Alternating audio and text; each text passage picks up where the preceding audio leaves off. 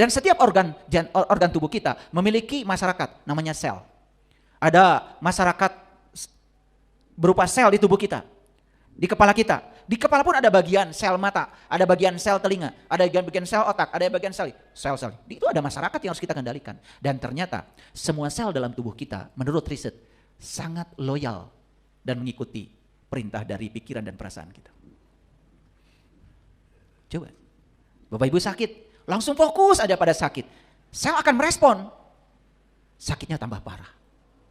Tapi ketika kita fokus pada sehat, malah justru sel merespon. Malah dalam waktu yang singkat, apa yang kita rasakan sebagai sakit itu justru menghilang dalam waktu yang singkat. Tapi karena kita punya belief system, percaya bahwa sakit itu harus dengan obat. Makanya ada orang-orang bijak mengatakan,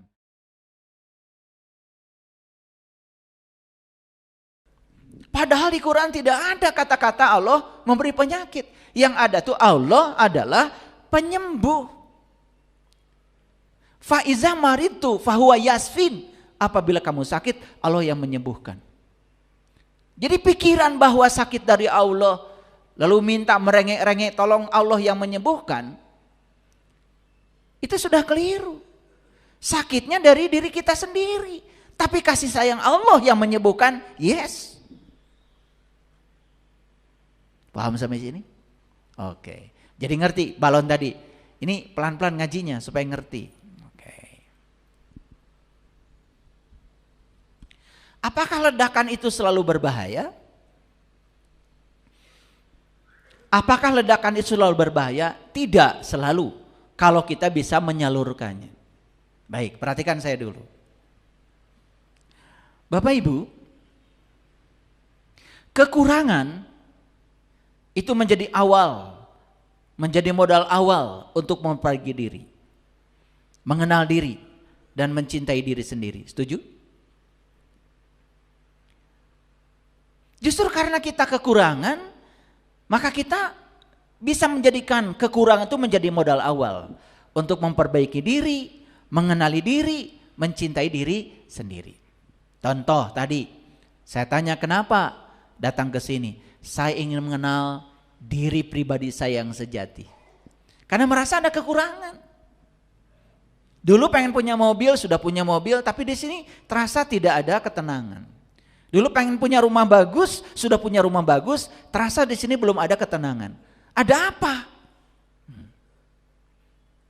Karena baru sadar, oh diri saya itu terdiri dari dua unsur. Unsur luar namanya jasmani, unsur dalam namanya ruhani. Saya selama ini hanya memenuhi kebutuhan jasmani saja, kebutuhan ruhani saja belum dipenuhi, maka ruhani kita meminta. Maka di sini ada kekurangan. Selalu ada perasaan, apa ya yang kurang? Tetapi kekurangan itu adalah isyarat dari semesta supaya kita menjadikan rasa kekurangan itu justru untuk memperbaiki diri, mengenali diri, bahkan puncaknya adalah mencintai diri sendiri. Peningkatan kapasitas diri artinya apa? Peningkatan kapasitas diri itu artinya adalah mengembangkan diri untuk meningkatkan kemampuan diri dalam mengatasi masalah kehidupan. Setuju ya? Nah, harus dijelaskan dulu. Jadi meningkatkan kapasitas diri itu pada dasarnya adalah mengembangkan diri sehingga kita bisa meningkatkan kemampuan diri dalam apa? Dalam mengatasi masalah kehidupan. Karena hidup ini setiap hari pasti akan berhadapan dengan situasi dan masalah. Tapi kalau kita punya kemampuan yang oke, untuk mengatasi semuanya, karena kapasitas kita sudah hebat, kan luar biasa. Ada yang lupa. Tadi saya sedang menjelaskan tentang maha. Jadi arti dari kata maha itu berarti apapun yang dilakukan oleh manusia tidak mengganggu Allah. Ngerti maksud saya? Jadi kalau kita masih menempatkan Allah itu sebagai sosok yang tersinggungan. Kalau kamu melakukan kesalahan, diazab oleh Allah. Bagaimana kita bisa menempatkan Allah sebagai maha? Kalau Allah masih terpengaruh oleh perilaku kita, berarti dia tidak maha. Justru karena dia maha, dia tidak terpengaruh lagi. Makanya semua orang beriman di semesta ini bukan untuk Allah, buat dirimu sendiri. Dan semua orang tidak beriman juga kepada Allah, tidak ada kaitannya dengan Allah, itu untuk dirimu sendiri. Jadi, tolong dipahami.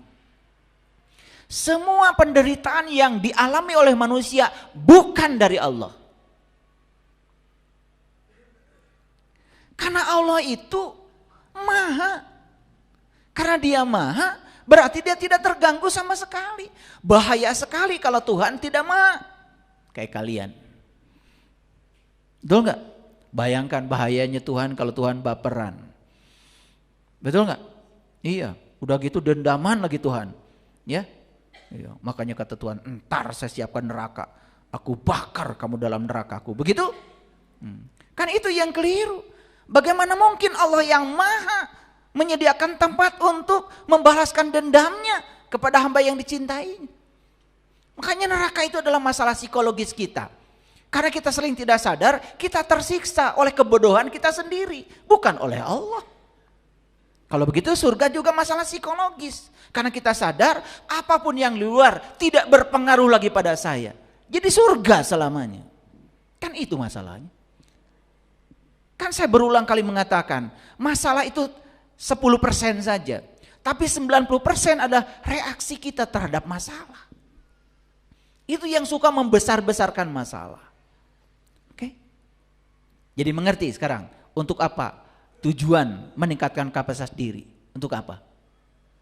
Jadi mengembangkan diri untuk meningkatkan kemampuan diri dalam mengatasi masalah kehidupan. Nah, ciri orang yang sudah tinggi kapasitas dirinya, bahkan bukan sekedar punya keterampilan menyelesaikan masalah, bagi dia masalahnya pun tidak ada. Kan tadi kalau sudah luas kan gak ada masalah. Tadi waktu paku yang panas dimasukkan pada samudra tadi kan gak ada masalah. Masalah untuk yang sempit. Coba, gak ada masalah. Bahkan saya sering mengatakan, masalah itu sebenarnya ilusi pikiran saja. Tapi ini perlu dijelaskan. Takut banyak yang gak ngerti, maka saya stop tidak bicara itu dulu. Setiap individu, setiap kita memiliki potensi yang unik yang dapat dikembangkan untuk mencapai arti hidup dan kepuasan diri. Setiap kita itu punya kemampuan itu. Setiap kita punya potensi itu. Masalahnya potensi itu sama sekali tidak dikembangkan. Jadi bersyukur hadirin yang hadir di kajian ini. Karena setiap ada kajian di sini, saya selalu mengajak kita untuk meningkatkan kapasitas diri sebetulnya. Meningkatkan kesadaran itu kapasitas diri. Meningkatkan pengetahuan itu kapasitas diri. Meningkatkan kesabaran itu kapasitas diri.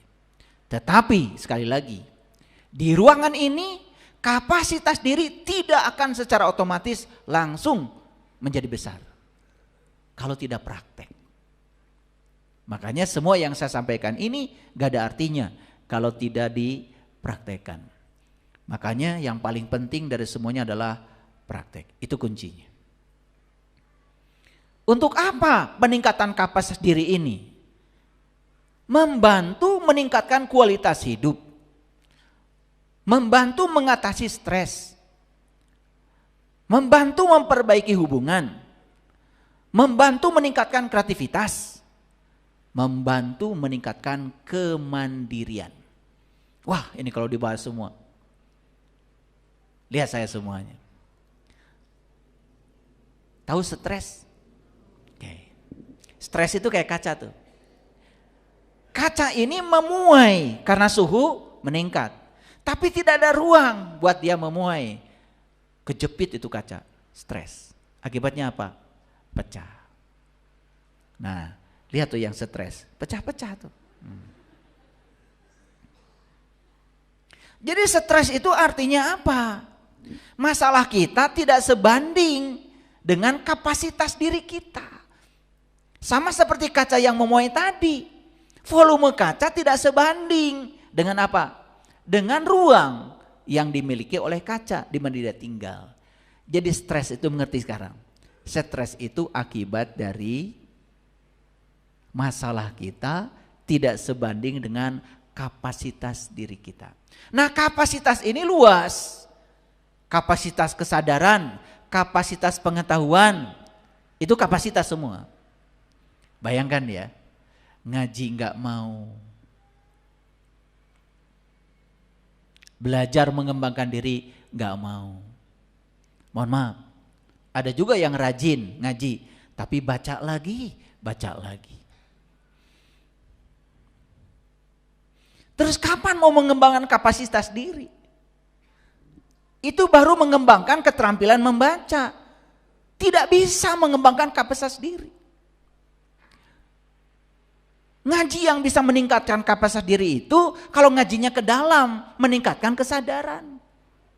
Coba setelah ngaji ke dalam, apa sekarang yang kita bisa rasakan? Oh, ternyata yang bisa kita kendalikan dalam hidup cuma 3. Pikiran saya, perasaan saya, dan sikap saya. Di luar itu saya tidak bisa mengendalikannya. Sadar aja akan itu. Kita tidak turut campur mengendalikan semua yang di luar. Karena semua yang tidak bisa kita kendalikan, jangan coba-coba dikendalikan. Hanya akan menimbulkan rasa lelah pada diri kita. Tapi coba kendalikan pikiran kita. Ternyata begitu dikendalikan pikiran kita, masalah yang di luar juga jadi terkendali. Itu hebatnya. Bukan berarti mengendalikan diri ke dalam, kita abai terhadap masalah yang di luar. Bukan. Coba sekarang ya, kita mendapati orang yang membenci kita. Bagaimana cara mengendalikannya? Tidak usah dia yang dikendalikan. Biarkan saja. Tapi kendalikan pikiran kita. 1, saya tidak akan membenci dia. Siapa tahu dia dipersembahkan semesta untuk meningkatkan kapasitas diri saya. Lewat dia, saya sedang dibuat menjadi tangguh oleh semesta. Kita melihat dia bukan sesuatu yang negatif. Kita melihat dia sebagai sesuatu yang positif. Di mana pengendaliannya? Di luar apa di dalam? Di sini. Jadi yang dikendalikan adalah pikiran kita. Hebat coba kalau begitu. Kalau semua orang sudah begitu, tidak menyerang keluar, luar biasa. Kedamaian di bumi ini akan kelihatan. Paham ya? Oke. Ada juga yang hubungannya selalu terganggu. Hubungan dengan pasangan, hubungan dengan anak, seperti tadi.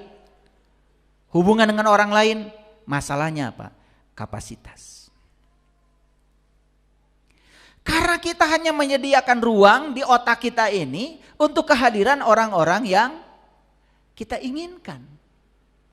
Kita tidak menyediakan ruang di sini untuk kehadiran orang-orang yang tidak kita inginkan. Padahal orang-orang yang tidak diinginkan itu penting untuk kita. Karena tidak ada ruang di sini, kita menolaknya. Kan masalahnya tetap kapasitas. Kok kreativitas saya tidak berkembang ya? Ini masalah kapasitas. Karena kita terus-menerus bercokol di dimensi intelektual kita. Padahal kreativitas tidak ada di situ. Kreativitas itu adanya dalam dimensi kesadaran. Itu yang disebut dengan dimensi intelijensia, bukan dimensi intelektualitas. Nah, bagaimana kita bisa meningkatkan dimensi intelijensia? Belajar spiritual. Bagaimana belajar spiritual? Masuk dalam dimensi yang tanpa batas dalam diri kita. Tubuh kita terbatas, tetapi yang menggerakkan tubuh kita, daya tubuh kita tanpa batas. Bahkan sampai pada satu titik, ternyata hidup ini tanpa batas. Sehat itu tanpa batas, bahagia itu tanpa batas, harta itu tanpa batas. Selama itu dibutuhkan oleh kita, silakan, jangan dibatasi. Dan selama ini justru batas-batas itu yang diciptakan oleh kita sendiri. Jadi semuanya serba terbatas. Coba aja. Baru umur 50 sudah bilang, saya mah sudah tua. Perasaanmu terhadap dirimu sendiri seperti itu. Apa yang terjadi? Begitu bilang, saya sudah tua. Itu kata-kata sudah tua langsung didengar oleh seluruh sel dalam tubuh kita. 100 triliun sel dalam tubuh kita merespon kata-kata itu. Dan 100 triliun sel dalam tubuh kita akan merealisasikan, saya sudah tua itu. Tapi kalau kita merasa muda dan umur itu hanya sebatas hitungan, perasaan muda itu akan membuat kita jadi energetik, selalu kuat. Karena sel-sel dalam tubuh kita merespon dan mendengar kata-kata kita. Makanya saya sering mengumpamakan, sebetulnya tubuh kita ini seperti alam kecil. Disebut alam mikrokosmos. Mataharinya adalah ini jantung kita, ini mataharinya. Dan semua organ tubuh kita itu ada planet-planetnya. Dan setiap organ tubuh kita memiliki masyarakat, namanya sel. Ada masyarakat berupa sel di tubuh kita, di kepala kita. Di kepala pun ada bagian sel mata, ada bagian sel telinga, ada bagian sel otak, ada bagian sel. Itu ada masyarakat yang harus kita kendalikan. Dan ternyata semua sel dalam tubuh kita menurut riset sangat loyal dan mengikuti perintah dari pikiran dan perasaan kita. Coba, Bapak Ibu sakit, langsung fokus aja pada sakit. Sel akan merespon, sakitnya tambah parah. Tapi ketika kita fokus pada sehat, malah justru sel merespon. Malah dalam waktu yang singkat, apa yang kita rasakan sebagai sakit itu justru menghilang dalam waktu yang singkat. Tapi karena kita punya belief system, percaya bahwa sakit itu harus dengan obat. Makanya ada orang-orang bijak mengatakan ke rumah sakit itu kalau kita kena virus dan kita tidak bisa mengendalikan virus, itu baru ke rumah sakit. Tetapi kalau kita masih bisa bertahan di rumah dan kita bisa memerintahkan seluruh sel-sel dalam tubuh kita untuk recovery, di sini ada farmasi terbesar, zat-zat kimia yang diproduksi oleh sistem kekebalan tubuh kita. Dan kalau kita tahu rahasia tubuh, luar biasa. Kenapa kita tidak mandiri? Itu masalahnya kapasitas. Masalah kapasitas. Karena kita selalu menggantungkan kehidupan kita pada orang lain. Bahkan bahagia pun digantungkan pada orang lain. Kita lupa bahwa kita sebetulnya tidak bisa mengendalikan siapapun kecuali mengendalikan diri kita sendiri.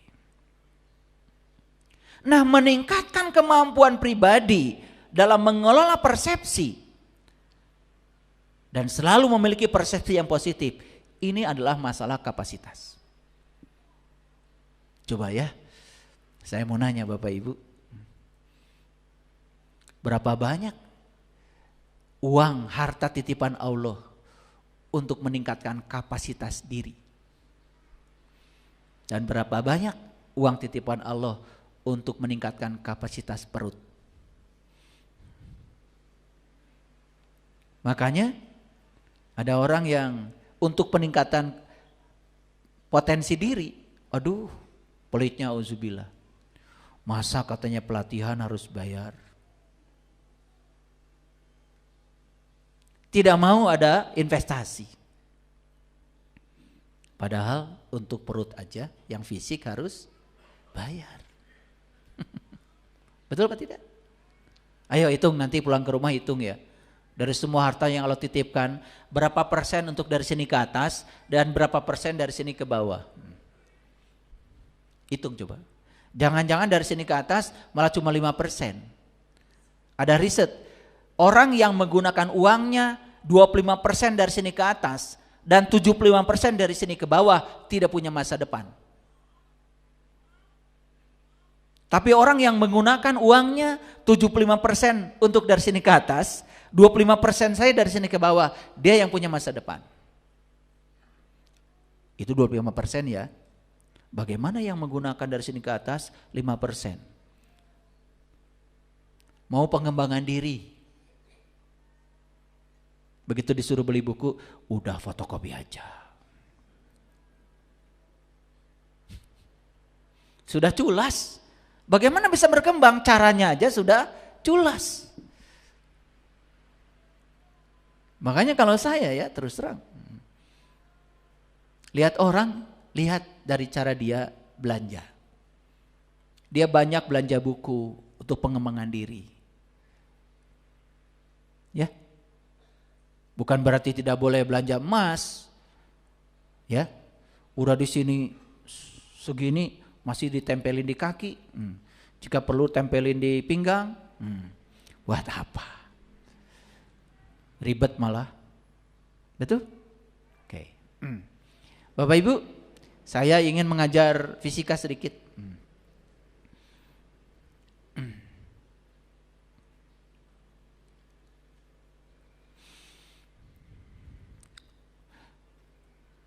Kesini tadi naik apa? Sepeda motor, mobil. Ada naik helikopter? Oh. Ada naik pesawat? Tapi prinsipnya helikopter, pesawat, kereta api, mobil, sepeda motor, semua itu prinsip kerjanya adalah menggunakan ledakan yang ada di bahan bakarnya, tetapi ledakan yang terkendali. Nah, prinsip kerjanya kira-kira seperti ini. Jadi di sini kalau di mobil tuh ada katup hisap, ada katup buang. Katup hisap itu dari karburator tuh bensin ngalir. Katup buangnya lewat knalpot. Itu kan hasil buang itu. Ya. Nah, di dalam mobil tuh ada yang namanya seher, piston. Kerjanya piston itu turun, naik, turun, naik, turun, gitu aja. Ya, ketika dia turun, nih langkah yang pertama, dia nyedot bensin tuh masuk ke ruang bakar. Setelah bensin disedot kemudian dikompresi, cet gitu. Nah, ini yang kedua. Nah, saat dikompresi itu ke atas, itu ada ruang sempit di situ. Disitulah terjadi namanya ledakan. Bayangkan ya, bensin itu sudah diuapkan, kemudian dikompresi, kemudian terjadi ledakan dari busi. Nah, bapak-bapak suka main-main busi kan? Busi itu adalah elektroda, ya, supaya terjadi loncatan bunga api listrik. Makanya di busi itu tegangan listriknya sekitar 13.000 volt. Dari mana orang kepikiran busi? Itu melihat petir itu. Dan petir itu adalah loncatan bunga api listrik akibat terjadi ya ionisasi di awan. Karena di awan terjadi ionisasi akibat gesekan macam-macam, sehingga di sini potensialnya positif, di sini potensialnya negatif, sehingga dari positif ke negatif itu terjadi loncatan bunga api listrik. Itu namanya petir. Nah, petir itu dimasukkan ke mobil, jadi loncatan bunga api listrik dalam busi. Itu yang membakar bensin. Makanya suka beli bensin kan? Pernah sadar bensin diapakan? Itu dibakar sebetulnya, tapi dibakar di ruang sempit. Maka ledakannya menimbulkan usaha. Itu yang memutarkan ban. Jadi saya cuma ingin mengajarkan, ternyata ledakan itu kalau dikerahkan malah justru jadi bagus. Kenapa truk bisa mengangkut pasir sekian ton? Itu sebetulnya dari ledakan. Ledakan yang terjadi di ruang bakar itu kemudian digunakan untuk memutarkan ban. Tapi pernah sadar nggak? Pakai mobil tiap hari. Kalian tuh cuma beli bensin, taunya bensin besok habis, betul nggak? Cuma gitu aja. Bensin tuh dibakar Bapak Ibu. Di mana dibakarnya? Di ruang yang aman, yaitu di ruang bakar. Akibat pembakaran itu sehingga pistonnya bisa melakukan usaha. Usahanya dialirkan keluar, jadi memutarkan roda. Itu yang menyebabkan mobil bisa bergerak. Sama kereta api, pesawat, semua prinsipnya seperti ini. Maka disebut motornya itu, mesin-mesin yang bergerak seperti ini disebut mesin 4 tak. 4 tak itu apa? Narik bensin, dikompresi, setelah itu meledak, buang. Narik bensin, kompresi, meledak, buang.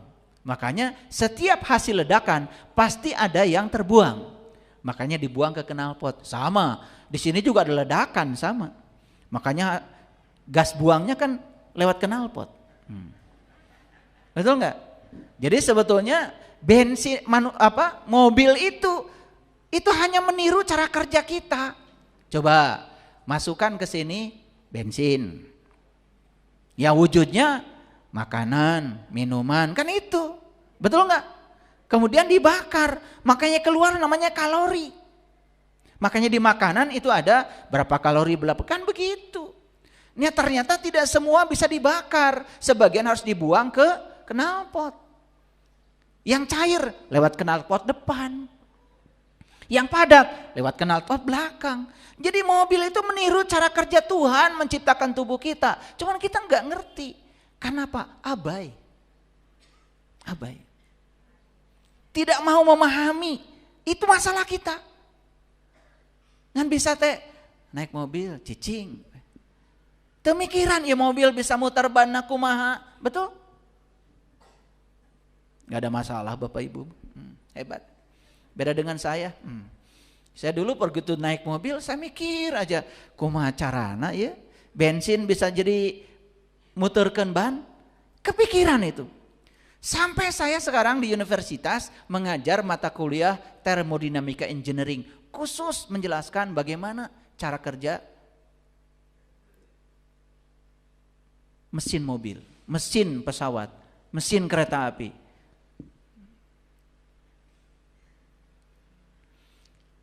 Saya itu memang bermasalah. Setiap ada yang kelihatan oleh saya itu selalu ingin tahu. Itu masalah saya.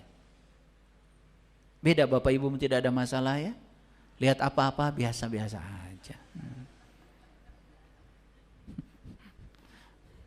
Saya lihat dulu ya tulisan di mobil aja 16 valve. Mikir itu otak saya itu. Ini apalagi nih teknologinya. Itu sampai saya beli itu mobilnya.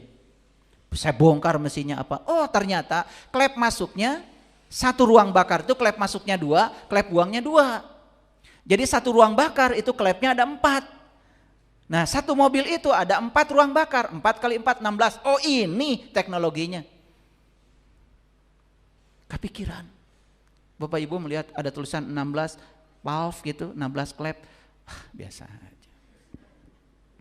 Karena saya selalu percaya apapun yang saya lihat berarti Allah sedang mengirimkan pesan. Saya selalu percaya dari kecil begitu. Apapun yang terjadi, yang saya lihat, yang saya dengar, di balik semua itu ada pesan. Berarti saya harus nangkep pesannya apa. Makanya ibu saya bikin sayur lodeh, saya langsung ke dapur. Ya. Bukan bantuin ibu, saya pengen tahu. Sayur lodeh itu apa aja, bumbunya apa saja. Sekarang ya, ibu saya sudah meninggal, saya masih bisa bikin sayur lodeh persis seperti yang ibu bikin. Ibu saya bikin sambal, ya ke dapur. Bukan sekedar enak bu sambalnya, enggak, saya mah pengen tahu. Ternyata kata ibu saya, urutan memasukkan bumbunya aja itu ada rahasianya. Enggak sembarang, enggak terasi dulu kemudian cengek, enggak begitu. Ada urutannya. Kapan bawang masuk, kapan cengkeh, itu ada urutannya. Jadi sampai segitunya itu orang tua kita ya. Makanya sambalnya jadi enak, tambah lagi cinta. Tambah lagi kasih sayang. Luar biasa. Pernah lihat berita kejadian seperti ini? Kenapa ini? Kenapa coba? Kenapa tabung gas bisa meledak? Dan kenapa ledakannya berbahaya? Ada yang bisa menjelaskan? Satu tabung ini dalamnya ada gas. Betul? Kan setiap hari Bapak Ibu kan gak masalah. Selama gas yang dibakarnya pelan-pelan, kan Bapak Ibu tiap hari masak di dapur pakai gas kan? Cuma dialirkan pelan-pelan. Ngerti maksud saya? Kan kalau dialirkan pelan-pelan tempe jadi matang, pindang jadi matang, sayur lodeh jadi matang, pepes ikan jadi matang, asal pelan-pelan. Paham? Nah sekarang tabungnya bocor. Sehingga udah api itu masuk langsung ke dalam gas. Sehingga gas dalam tabung itu yang harusnya terbakarnya pelan-pelan, terbakar sekaligus. Akibatnya apa? Karena terbakar sekaligus, energi di dalam tabung itu luar biasa besarnya. Tekanan membesar, suhu membesar, sedangkan volume gas segitu-gitunya. Volume tabungnya kan segitu. Bayangkan, tabung yang terbuat dari baja itu tidak kuat lagi menampung ledakan yang ada di dalam. Karena ruangnya begitu sempit. Apa yang terjadi? Duar. Kartos itu. Ngaji sama saya tabung gas aja dibahas.